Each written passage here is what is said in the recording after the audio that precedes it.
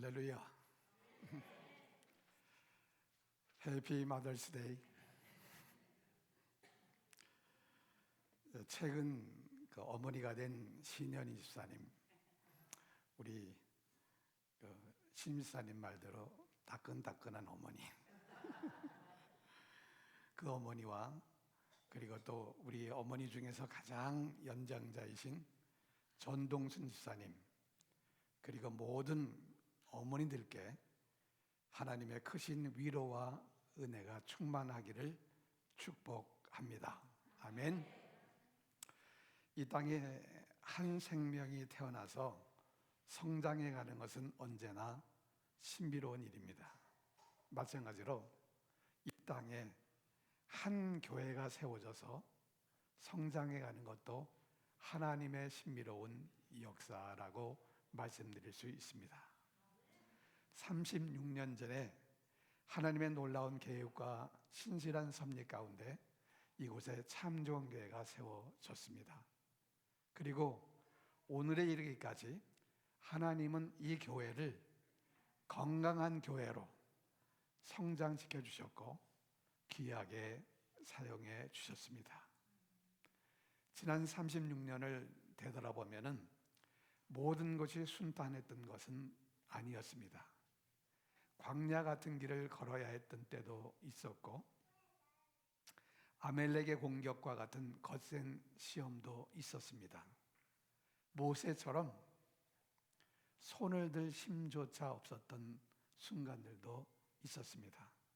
그러나 그 모든 순간마다 여호와 니시, 하나님께서 우리의 승리의 깃발이 되어 주셨습니다. 하나님은 우리를 지켜주셨고 우리를 붙들어 주셨고 여기까지 인도해 주셨습니다.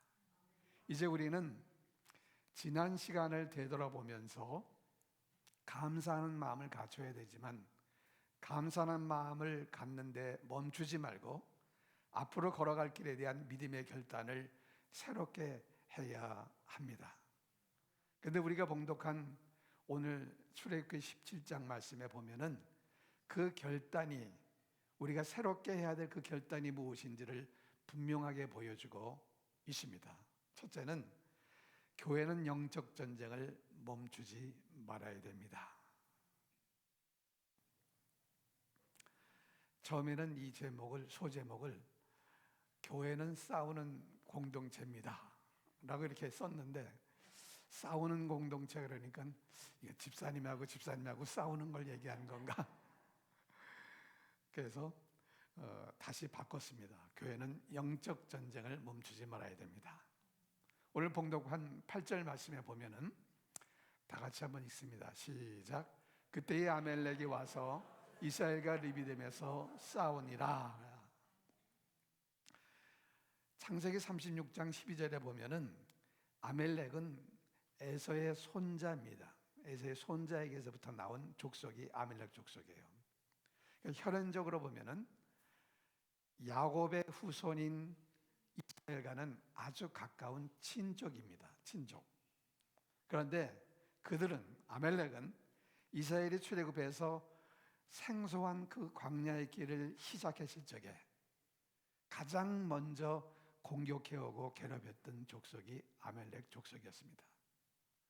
이런 아멜렉의 공격에 대해서 신명기 25장 18절에 보면 이렇게 설명을 합니다. 곧 그들이, 아멜렉이 너를 길에서 만나 내가 피곤할 때에 내 뒤에 떨어진 약한 자들을 쳤고 아멜렉이 하나님을 두려워하지 아니하였느니라 라고 말씀하고 있어요. 여기 보면 아멜렉이 하나님을 두려워하지 아니하였다라는 그 말은 무슨 말이냐면요, 아멜렉은 하나님께서 이스라엘을 인도하신다는 사실을 알고 있었습니다.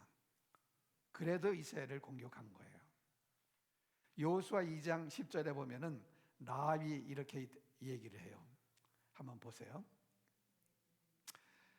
이는 너희가, 그러니까 이스라엘 사람들을 얘기하는 거죠.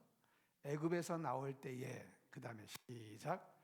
여호와께서 너희 앞에서 홍해물을 마르게 하신 일과 너희가 요단 저쪽에 있는 아모리 사람들의 주 늘 절면시킨 일을 우리가 들었습니다. 그랬습니다.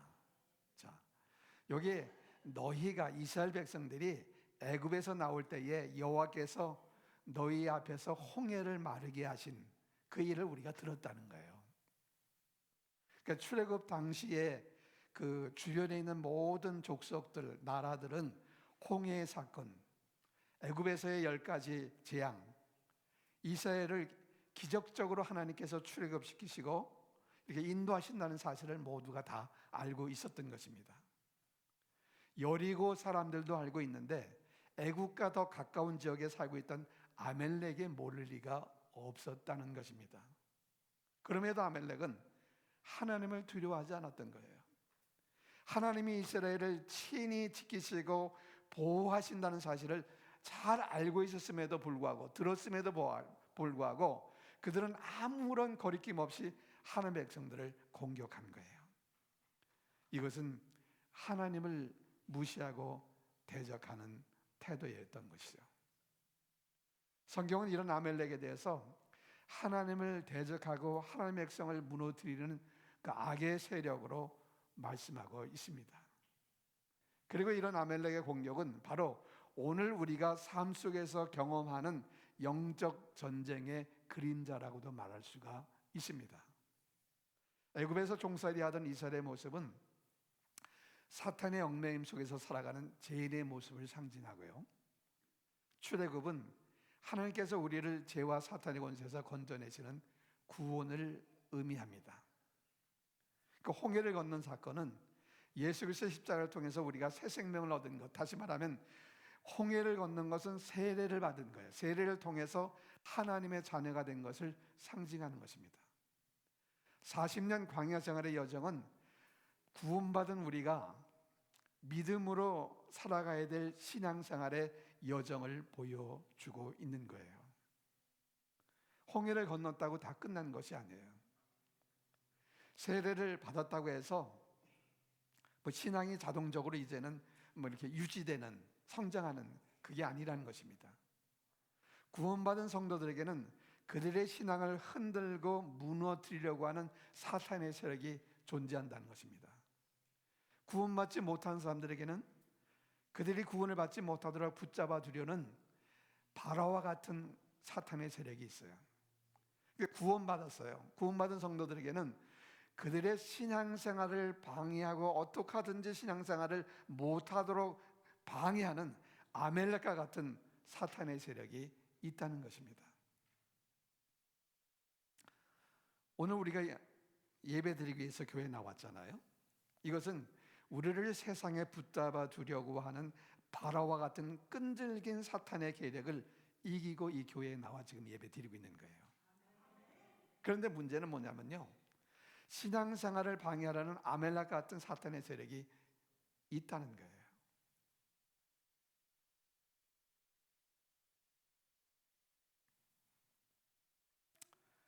아멜렉은 지치고 피곤하고 그래서 뒤처진 사람들, 연약한 사람들을 뒤에서 공격했어요. 뒤에서. 근데 오늘날에도 사탄은 동일한 전략을 쓴다는 거예요. 사탄은 우리로 하여금 영적 나태함에 빠지게 합니다. 기도하지 못하게 만들고요, 말씀을 멀리하게 만들고요, 예배를 가볍게 여기게 하고요, 마음을 지치게 하고 상하게 만들어요. 그리고 바로 그 틈을 타서 사탄은 공격합니다. 그러므로 우리는 싸워야 되는 거예요. 싸워야 돼요. 우리는 영적 전쟁을 멈출 수가 없어요. 믿음을 지키기 위해서, 세상의 가치관과 타협하지 않기 위해서, 그리고 가정을 지키고 교회를 지키기 위해서 우리는 계속 영적인 전쟁을 해야 된다는 것입니다. 그래서 오늘 본문 9절 말씀에 보면 모세가 여호수아에게 이렇게 명령해요. 시작. 우리를 위하여 사람들을 택하여 나가서 아멜렉과 싸우라. 아멜렉과 싸우라. 우리가 예수님을 구주와 주님으로 영접했다고 해서 영적 전쟁이 사라지는 것이 아니에요. 오히려 구원받은 그 순간부터 영적 전쟁은 시작되는 거예요. 그러한 사실에 대해서 갈라디아서 5장 17절에 보면 이렇게 말해요. 육체의 소욕은 성령을 거스려요. 성령은 육체를 거스리나니. 그 다음에 시작. 이들이 서로 대적함으로 너희가 원하는 것을 하지 못하게 하려 함이라 그랬어요. 근데 이 말씀을 분명하게 이해할 수 있도록 성경은 아브라함의 두 아들 이스마엘과 이삭의 예를 들어서 설명하는데, 여종 하갈에게서 태어난 이스마엘은 육체를 따라 난 자, 육체의 소욕을 상징한다고 말하고, 사라에게서 태어난 이삭은 약속을 따라 난 자, 성령의 소욕을 상징한다고 말합니다. 그러니까 아브라함의 집에 이스마엘만 있을 적에는 갈등이 없었어요. 그래서 창세기 21장 9절에 보면 하갈의 아들 이스마엘이 이삭을 놀린다고 나오고 있어요. 그러므로서 갈등이 시작되는 거예요. 갈등이 이삭이 태어나자마자. 근데 이 사건을 갈라디아서 4장 29절에 해석해 줬어요. 어떻게? 보세요. 그때에 육체를 따라 난 자가 누구예요? 이스마엘이 성령을 따라 난 자를 누구요? 이삭을 박해한 것 같이, 그 다음에 시작. 이제도 그리하도다 그랬어요. 예수를 믿기 전에는 갈등이 없었어요. 왜? 육체의 소욕대로 사는 것이 아주 자연스럽기 때문에. 그러나 예수 그리스도를 구주와 주님으로 내가 영접했어요.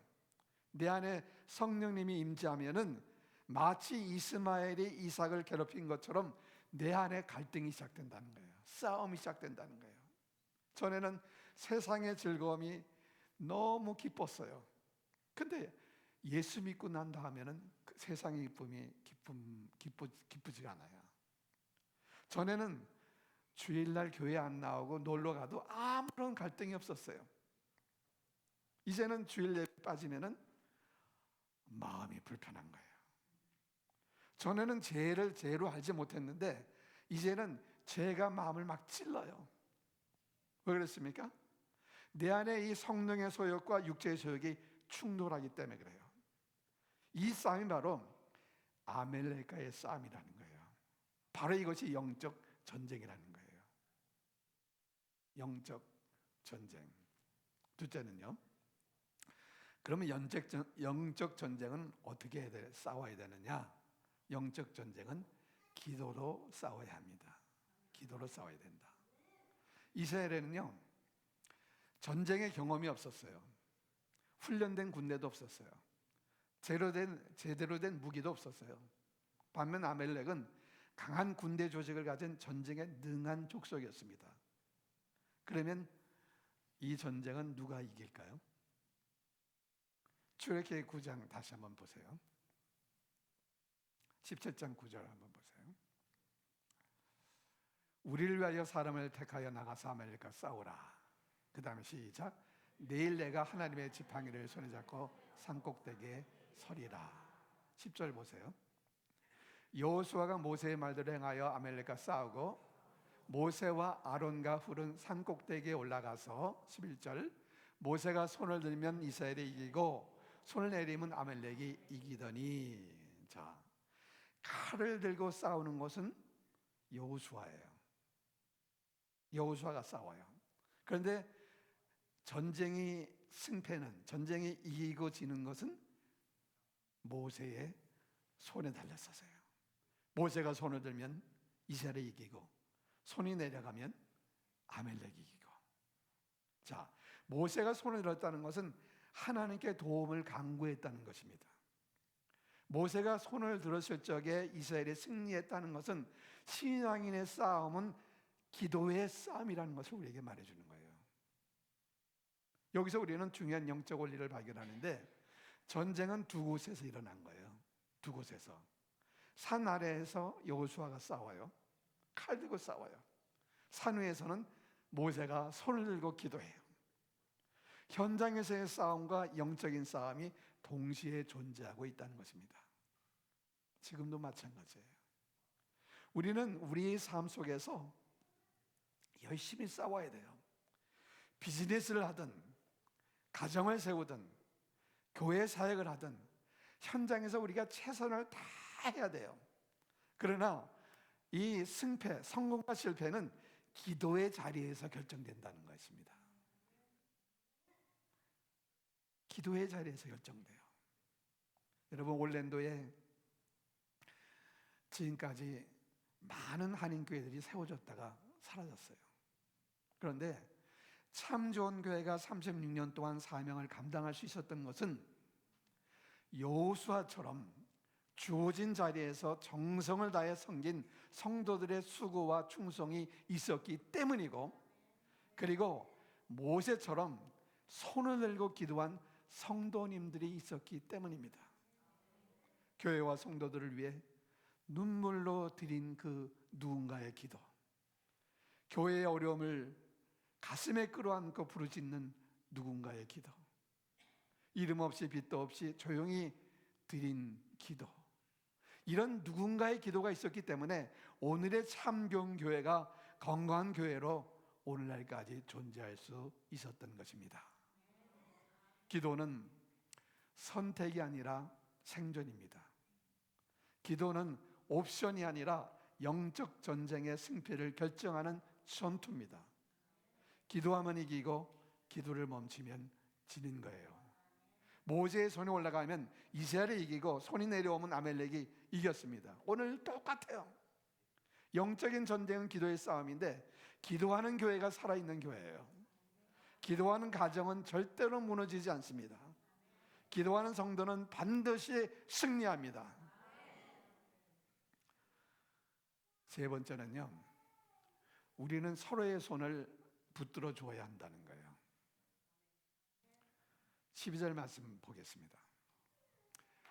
모세의 팔이 피곤함에 그들이 돌을 가져다가 모세의 아래에 놓아 그가 그 위에 앉게 하고, 그 다음에 시작.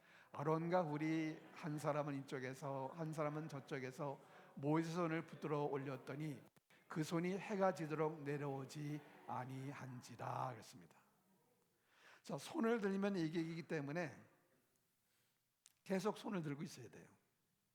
근데 문제는 계속 손을 들고 있을 수 없다는 거예요. 피곤하니까 손이 자꾸만 내려온다는 것입니다. 그때에 아론과 훌이 돌을 가져다가 모세를 앉혔습니다. 그리고 양쪽에서 모세의 손을 붙잡아서 올려줬어요. 여기서 또 중요한 원리를 발견할 수 있는데, 영적 전쟁은 혼자 싸우는 것이 아니라는 거예요. 사탄은 여러 모양으로 우리를 막 흔들어 놓아요. 혼란스럽게 만들어요. 피곤하게 만들어요. 낙심하게 만들어요. 그래서 어떻게 하든지 기도를 방해해요. 못하게 만들어요. 그리고 기도 못하는 그 순간에 사탄은 공격하는 거예요. 제가 여러 번 말씀드렸죠. 시험에 들어서 기도 안 합니까? 기도 안 해서 시험에 듭니까? 뭐가 맞아요? 기도를 하지 않았기 때문에 시험에 드는 거지, 시험에 들어서 기도 안 하는 거 아닙니다. 기도하면 시험을 이깁니다. 믿음 좋은 사람이라 할지라도, 오랜 신앙생활을 했을지라도, 직분자라 할지라도 지칠 때가 있어요. 건드릴 때가 있어요. 낙심할 때가 있어요. 사탄은 바로 그 순간을 노리는데, 그때가 가장 위험한 순간이에요. 바로 그때 모세에게 아론과 훌이 있었던 것처럼 우리에게도 이 동역자가 필요한 거예요. 믿음의 동역자들이요.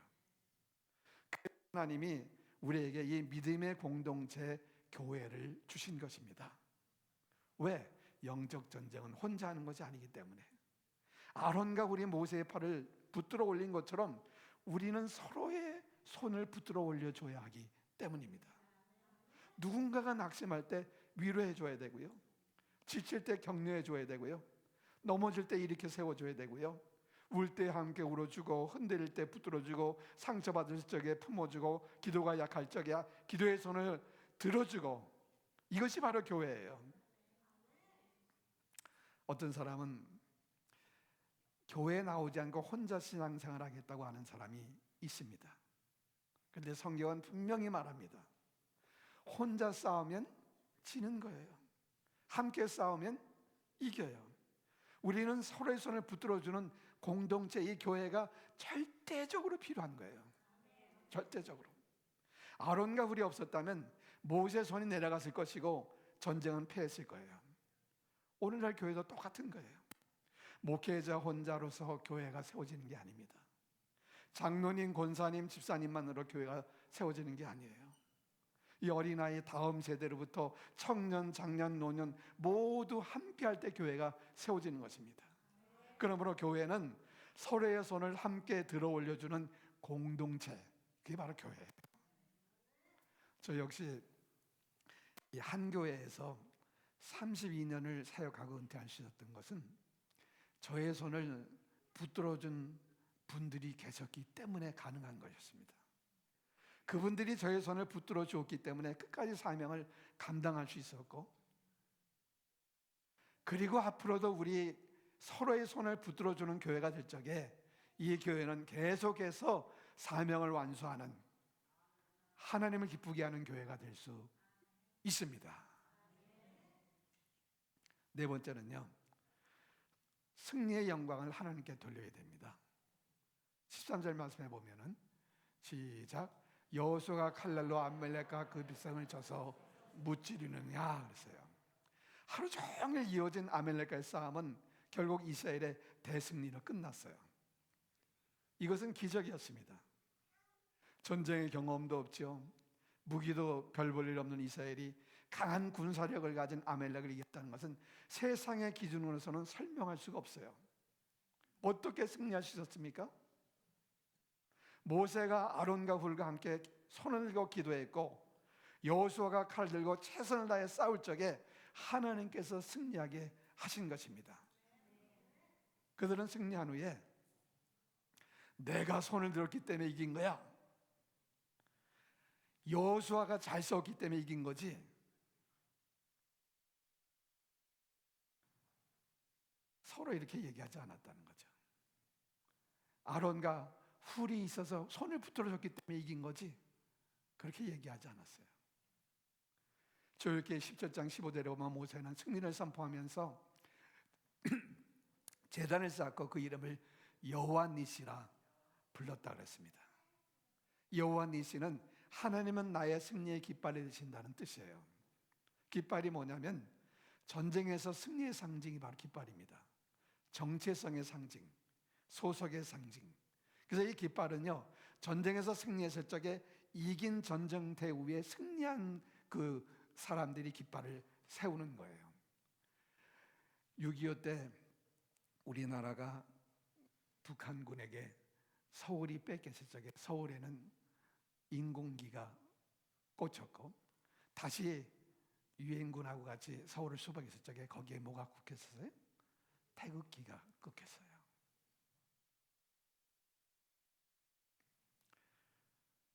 모세가 그 여호와 니시의 깃발을 꽂은 것은 하나님이 우리를 위해 싸우셨다, 하나님이 우리의 깃발이다, 하나님이 우리의 깃발이 되어 승리케 하셨다, 승리의 영광을 하나님께 돌린 거예요.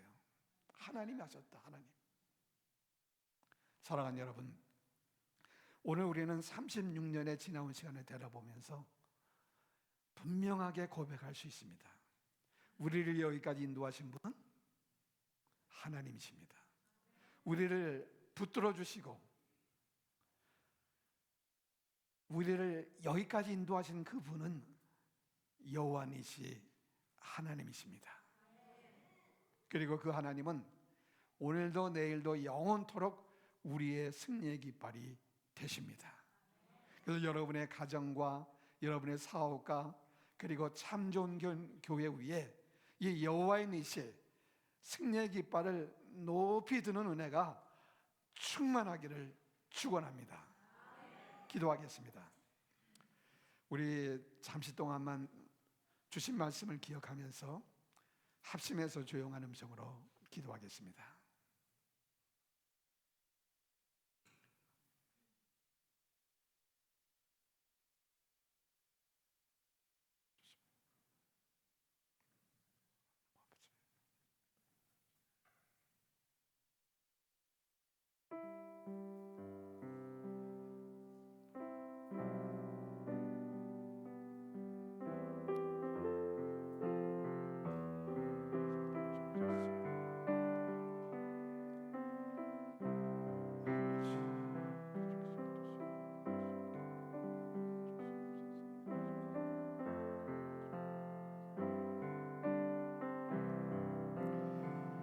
하나님 아버지, 지난 36년 동안 우리 교회를 인도하시고 붙들어 주신 주님께 감사를 드립니다.